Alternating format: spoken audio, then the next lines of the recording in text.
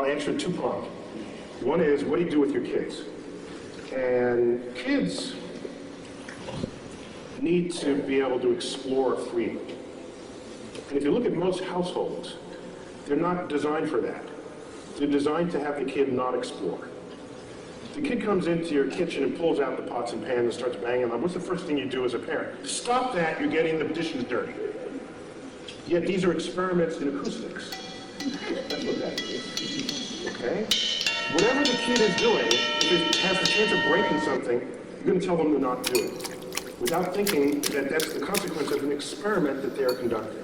And every time the kid wants to do something, provided it doesn't kill them, it's an experiment. Let it run its course, even if it makes something messy.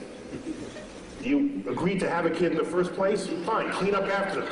But when they open up...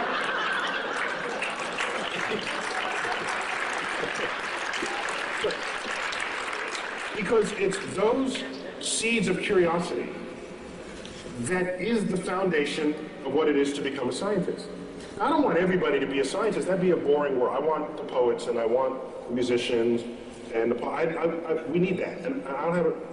But I'm talking about promoting science literacy. And so the first step for the parent is to get out of the way. Allow the child to explore.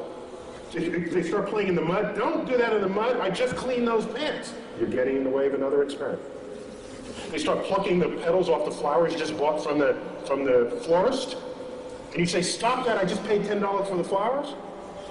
Had you let that continue, they'd find in the middle the stamen and the pistil, and they'd learn something about the flower. For $10. That's cheap.